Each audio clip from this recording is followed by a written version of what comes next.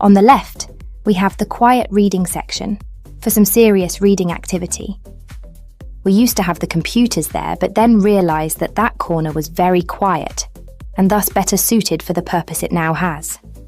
The computers were instead shifted to a more central location, right beside us here, on the left.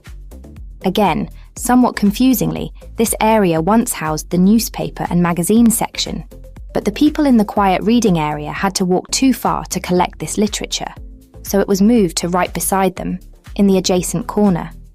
So feel free to read the newspapers there. But the reference books, those huge, weighty dictionaries, atlases and encyclopedias, were all situated at the opposite end of the building, against the wall.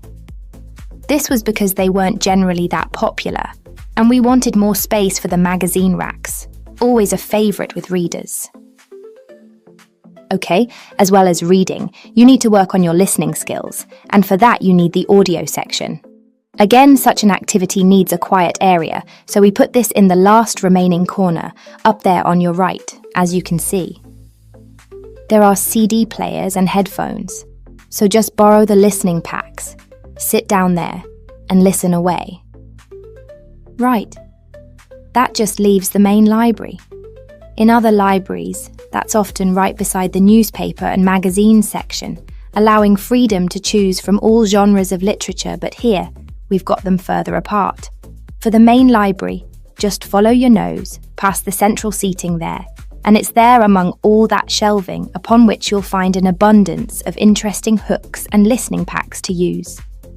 Now, I'd like to tell you a bit more about an excellent service offered in the ILC here that we call the Special Sessions. What can you do with them?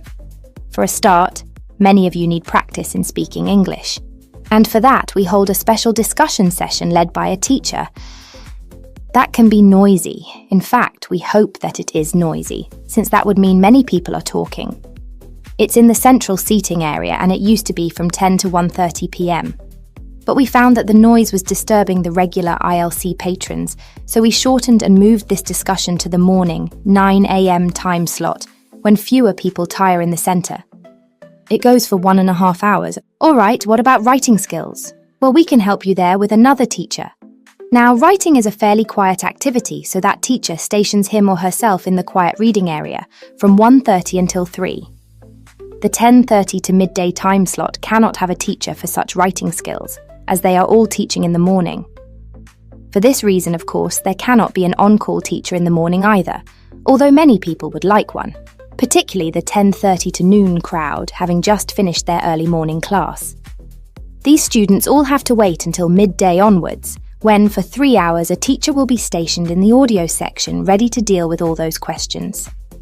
Until recently, we had another teacher doing the 3 p.m. to 6 p.m. time slot in the central seating, but all the noise interfered with the late users of the ILC, so we had to cancel that. Also noisy can be the language exchange, where local students who want to learn your language will help you practice English. This is generally done in pairs, so the noise level is low enough not to need this exchange to run at 9 a.m, but at a more congenial time of 10:30 among the central seating. That must finish by 1:30 though, after which quieter and more individual activities take place. Test 3. So that's the overview of the main sites, and hopefully by now I've given you a general idea of the area. Now I'm going to outline the improvements we have made in our efforts to make the experience even better for each and every one of our visitors. You probably noticed when you first drove into the car park this morning that there is now additional signage to help avoid confusion. The directions were not entirely clear at first, so we have increased the number of one-way signs indicating the correct direction of traffic flow. Not far from there, in line with our mission of giving back to the community, we constructed a brand new playground for the primary school.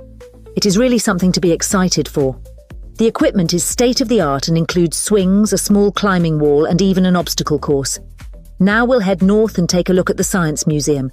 In response to our feedback from past visitors to the museum, there is now free information available outlining not only upcoming IMAX showings, but also natural wonders like meteor showers, eclipses, and other cool natural events. The Science Museum isn't the only museum improving the experience of its visitors. The National History Museum has added an entire new wing to its facility to accommodate the large crowds of people gathering to see the Civil War exhibit, Inventions Timeline exhibit, and other wonderful sections of the museum. The increase in space will definitely give a more calm, comfortable experience for visitors. And finally, remember when there was actually a line at the mall entrance from the tube station? It was terrible trying to get anywhere from the tube because foot traffic got so backed up sometimes. We have addressed that by adding another entry point into the mall from the other end of the platform to disperse the crowd. So those are the major improvements we have made. Clearly, having too many people that want to visit and enjoy what our community has to offer the public is a good problem to have, and I am confident that we have made the changes necessary to accommodate the growing interest in the area. As always, we welcome any questions, comments, or concerns about the new improvement plan. In a few minutes, I will open up the floor for questions, but you can also contact me or any other board member by email or through the city website. Thank you for coming, and I now encourage you to stay for the questions and answers panel occurring between now and 10:30. Test 4. During your stay here, you might want to know what there is to do. Let's turn to the plan so I can familiarise you with the layout of the park. Most tourists would choose to stay in our guest house located in the southeast corner. It features 63 tastefully appointed guest rooms, many of which offer spectacular views of the park. You'll find a home away from home at our guest house. But for those who want to experience the natural beauty up close, there is also a campsite. When you get out of the guest house, go straight ahead, turn right at the end of the road. To your left, there is a campsite amongst the trees where you could spend a night under the stars together with owls and chipmunks. If you look at the top left of the plan, you will notice a picnic area. You can either bring your own food or we can deliver food to you. Barbecue is an option. The business centre is situated directly opposite the picnic area. It provides flexible, fully serviced offices, conferencing suites, meeting rooms, and is equipped with the latest multimedia facilities. Wired as well as wireless high-speed internet is available within the entire premises. The centre is designed to cater to both individual travellers and corporate groups. Visitors can also go to the museum, which holds a vast collection that exhibits local history and a natural habitat. You start from the guest house, just turn left at the first conjunction, then walk past the tea house, turn right. You'll see the museum after making the third right. Have you found it? Pretty easy, right? To spend a delightful afternoon with a book and a fresh cup of coffee, you can go to the only cafe in the park. From the guest house, you go straight, then take the second right and you'll see the cafe right in front of you. You might want to check out our all-season tennis court, which offers instruction for all ages and skill levels. It is located right opposite the cafe. Test 5. Now please look at the map I've given you of the Healthy Hearing Medical Clinic and Surgery. For those not familiar with our practice, reception can be found through the main door at the end of the corridor. If your consultation is booked with Mr. Green, you need to go through the main door and turn right by the nurse's desk, and his office is at the end of the corridor on your left-hand side. If you need to alter any of your personal details, please visit our secretary at the Office for Medical Records, which you will find next to the therapy room. If you're awaiting surgery, please first check in with reception before taking the first door on the right after you enter the clinic. Finally, in the event that you feel disappointed with any of the services we have provided or have any further questions, please locate our manager's office, which can be found near the Office for Medical Records in between two closets. If you have any more questions about the Healthy Hearing Medical Clinic and Surgery, please do not hesitate to contact us on 01256 111111. Test 6. So that's the history for you. If you'd like any more information, please feel free to ask me questions, or you can soak up the information from our fantastic guidebook. Now, I'm going to give you a plan of the site, and I'd just like to point out where everything is so that you can explore everything for yourself. We're currently standing at the entrance, which is marked with the arrow on the map. If you follow the trail up to our left, you will find the information center.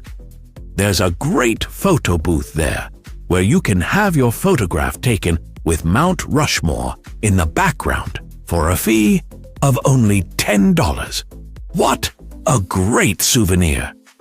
In front of us is the refreshment center, where you can help yourselves to coffee, locally grown tea, and a delicious selection of cold drinks and biscuits. Be sure to stay hydrated, as it can get really hot up here. To our right, not far up the trail, is the gift shop.